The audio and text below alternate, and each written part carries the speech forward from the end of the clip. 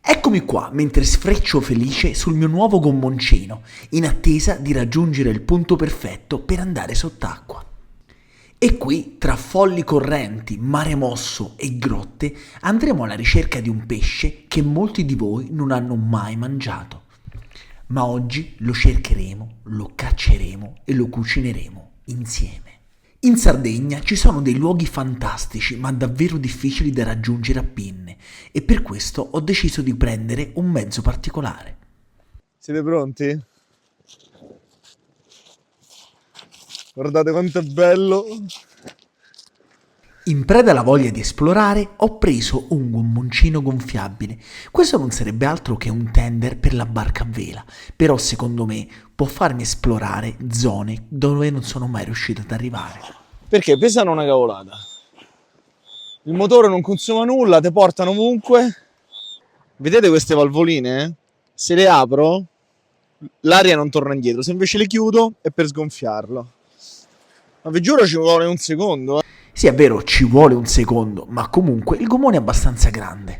Allora, vi devo dire che è meglio il compressore elettrico. Mi sto facendo 2 gambe micidiali. Prima di gonfiarlo tutto, va messa la panca, che si mette qui e poi qui. A posto. E finalmente, dopo un quarto d'ora, sono pronto a metterlo in mare. Fighissimo! Saltate i remi! Regola numero 1, su queste spiagge di sassi portatevi le ciabatte, che fa molto male. Scherzi a parte, secondo me questo mezzo che si può caricare tranquillamente in macchina è perfetto per raggiungere dei posti difficilmente raggiungibili a nuoto o con le pinne. Queste cose mi piacciono un casino. Oh, viaggia! E devo dire che anche a remi il gommoncino è molto stabile e veloce. Peccato che io mi infrango subito sul primo scoglio galleggiante. Dopo il piccolo inconveniente è ora di provare a caricare il motore. È un 6 cavalli Suzuki con serbatoio integrato e vi assicuro che senza le scarpe portarlo su questa spiaggia di sassi non è affatto agevole. Non pesa moltissimo, in realtà è grosso perché ha il serbatoio integrato di qualche litro. Anche se non c'è nessuna d'inverno, lo accendo comunque dopo essermi allontanato dalla spiaggia, in una zona non pericolosa per nessuno, e il motore va che è una meraviglia. Il motore secondo me è sproporzionato e lui è un po' piccolino perché io sono grosso, però in 3 secondi sono arrivato lontano e ora mi metto la muta e andiamo a pesca subacquea, dai, esploriamo un po' la zona. Fatelo sempre a remi. Poi accendiamo il Suzukino.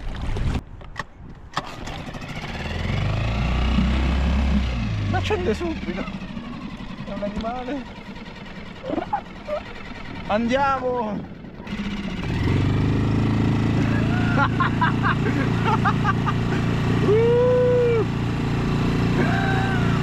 E così mi lascio alle spalle la spiaggia e vado verso i posti migliori.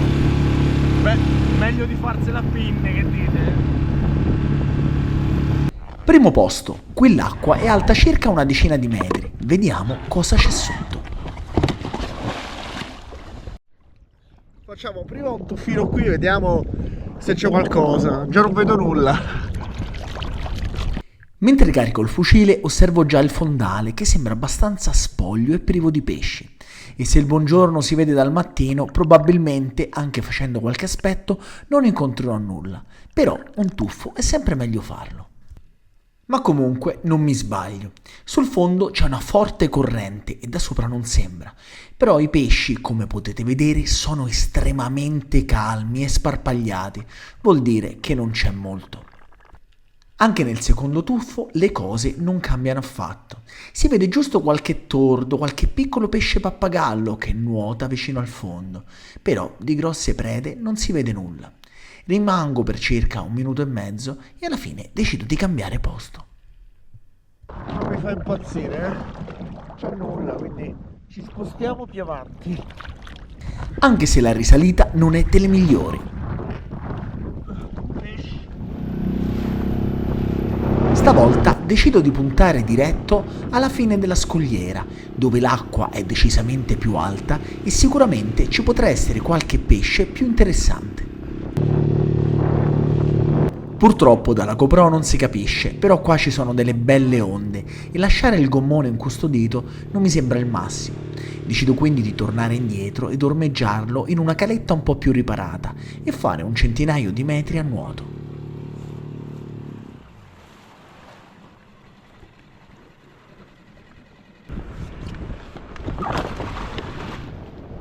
Questa volta provo una discesa diversa, ma secondo me più efficace dal gommone.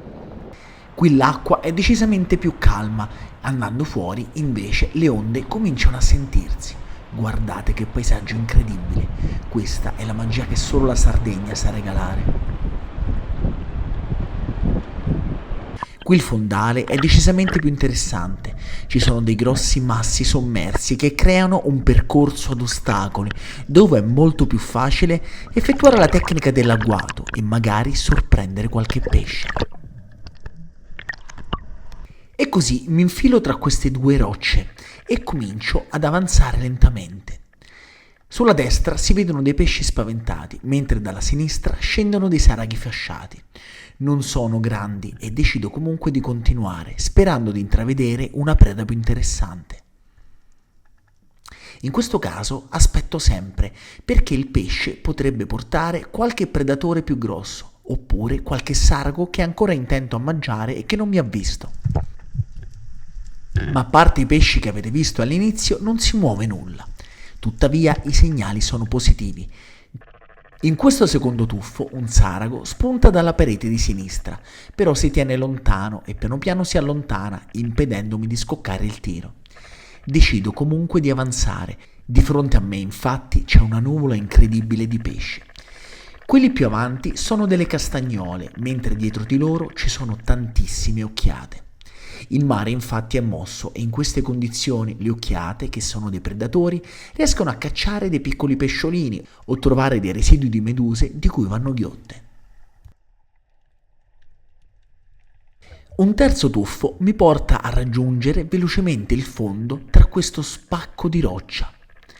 Qui il fondale è molto più scuro e come vedete la tipologia di roccia non consente alla vita di attecchire così come in altre parti d'Italia.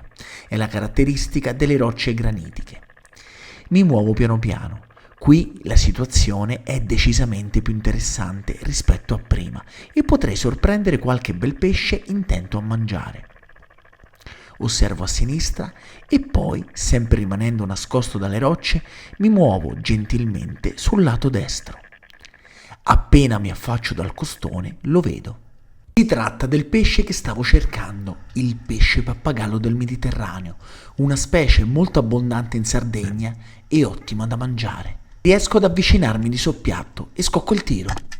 Questi pesci, che sembrano dei pesci tropicali, in realtà sono degli erbivori che brucano l'erba che si trova sugli scogli e mangiano anche dei piccoli invertebrati. Hanno dei colori incredibili. Questo è quello che molti chiamano pesce scaro, che in realtà è una specie autoctona e che vive già dai tempi preistorici nel Mediterraneo. Nel tuffo successivo non riesco a scorgere nessun'altra preda, però posso osservare questo banco incredibile di occhiate che si muove all'unisono e si porta con sé le castagnole. Spero che ci sia un predatore, eppure il predatore non c'è, probabilmente li ho spaventati io. Nel tuffo successivo scorgo una bellissima tana, incastonata tra dei lastroni di roccia giganteschi. Prendo fiato e piano piano mi muovo verso questo fondale. La situazione non è delle più semplici e devo stare attento perché rischio di rimanere incastrato in queste spaccature. Si vedono dei saraghi, si vedono dei tordi, ma soprattutto verso la fine della grotta si vedono due sagome enormi. Purtroppo la telecamera non li riprende, ma sono dei pesci pappagallo giganteschi. Purtroppo la corrente e il mare mosso non mi faranno avvicinare. Manco il momento del tiro, ma i pesci sono comunque molto lontani. Sulla mia destra c'è un banco incredibile di occhiate, ma non sparo perché non mi piace sparare in tana dove potrei disturbare per sempre il pesce. Li lascio stare lì e decido di risalire, sperando in un tuffo più fortunato.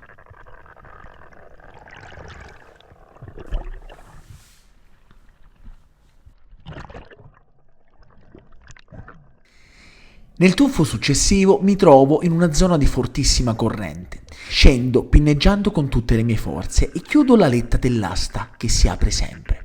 Sulla mia destra ci sono delle occhiate e sotto di me un altro pesce scaro, meraviglioso, ma è attaccato alle rocce. Provo comunque a sparare. Sono convinto di averlo preso, ma probabilmente l'asta ha rimbalzato sulla roccia e lui non è rimasto arpionato nella letta. I pesci però ci sono, decido quindi di fare qualche altro tuffo. Qui c'è un bellissimo scoglio dietro il quale posso nascondermi. Da lontano vedo due pesci pappagallo avanzare. Si avvicinano e riesco a scoccare il tiro. Vi assicuro che sembra facile prendere questi pesci, eppure ho dovuto fare un'azione molto più lunga prima di riuscire a farlo avvicinare così tanto a me. Ormai ho preso due pesci, posso anche tornare a casa e provare a cucinarli. Insomma, il pranzo l'ho preso, potevo continuare ancora, ma non avrebbe avuto senso. Immaginate che quando venite a nuoto da qua, e ci sono venuto 1000 volte, ti fai un mazzo infernale, ma prima di arrivare qua non c'è niente. Quindi tutta questa stradaccia che vedete qui dietro, che mo ci facciamo col gommone, io me la faccio a nuoto, arrivi lì che sei morto, poi oggi c'è una corrente che ti butta fuori, quindi farsela a nuoto è pure pericolosa. E il gommoncino devo dire che su questo aiuta tantissimo. Bello, mi sta piacendo questa avventura. E ora andiamo a cucinarci i pappagalloni sulla spiaggia. Mi diverto come un bambino. Lo devo completare, ci devo ancora mettere le ruote e tutto quanto. E vedete, il mare si è pure agitato, però lui è retto tranquillo. Questa cosa è spaziale. Non consuma niente. Ho sbagliato perché mi sono portato la tanica, ma quando il mare si muove, secondo me con una bottiglina è più facile, tanto non consuma niente. Quindi lo riempite a casa e niente, l'ultima parte ve la fate sempre a remi, così evitiamo problemi. Guardate che belli. Questo è il pesce pappagallo del Mediterraneo. Il diverso colore rappresenta due stadi diversi del pesce. Quello rosso è femmina, il marrone è ancora nella fase giovanile. Questi sono i pesci pappagallo. Ora, visto che li cuociniamo alla griglia, non c'è bisogno di squamarli. Hanno delle squame molto spesse. Io pulisco sempre il pesce in mare in modo tale che i gamberi, i granchi e gli altri organismi possano cibarsi delle loro interiora e così la catena alimentare può andare avanti. Faccio vedere che carne bianca che hanno questi pesci. Questo è veramente un pesce eccezionale. Bellissime foto. Nel video del Barracuda molti di voi hanno pensato che quella griglia istantanea fosse una marchetta. Guardate, funzionava bene. Ma per evitare polemiche ho comprato questa. Non vi dico dove, così nessuno può dire che è una marchetta. L'ho pagata con i miei cari soldi e ho comprato il carbone. Guardate che carina. Ora, invece del carbone, ho comprato questi bricchettini che dovrebbero funzionare anche meglio. Diavolina. Queste semplici operazioni, come quello di cucinare o preparare un fuoco, sembrano delle cavolate, ma in realtà fanno parte di un rituale antico, vecchio come la storia dell'uomo. Non dimentichiamoci che siamo dei cacciatori. Non è un delitto cacciare un pesce per mangiarlo. Piano piano il fuoco si sta accendendo, però devo dire che era molto più comoda l'altra griglia. A onor del vero, quella portatile funzionava meglio, per essere precisi, perché comunque c'è vento, c'è un sacco di tempo a far prendere il fuoco. Forse ho sbagliato a prendere le bricchettine, però mi sembravano un po' più pratiche. Intanto che lì si fa la carbonella, facciamo un girettino, vediamo cosa c'è su questa spiaggia. L'acqua è meravigliosa, però vedete che si è mosso il mare. Molto pulita questa spiaggia, devo dire che qui la gente è estremamente rispettosa. Sono contento perché molte persone che abbiamo in Sardegna sono veramente rispettose del posto e qui si vede che questi rifiuti sono portati solamente dal mare. Dopo una ventina di minuti la carbonella è finalmente pronta e posso mettere i pesci pappagallo direttamente sul fuoco con le scaglie, proprio perché le scaglie fungeranno da scudo e manterranno la carne molto morbida all'interno. Questo è il modo perfetto per cuocere il pesce alla griglia. Vediamo un po'. Vedete, le squame lo proteggono quando lo facciamo alla griglia. Soprattutto questo è il pesce pappagallo che ha le squame molto molto coriacee.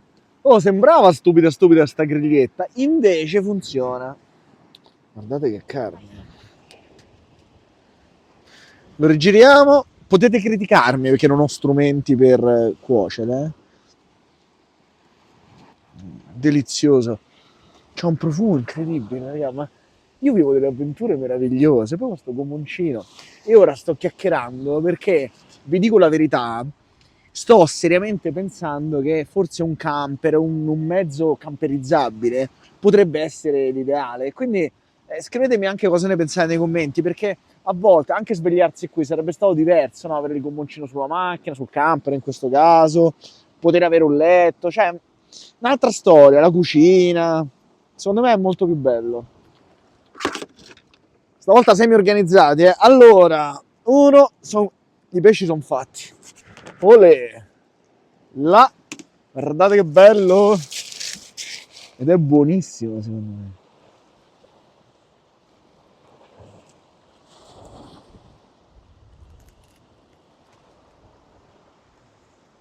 La carne è super bianca.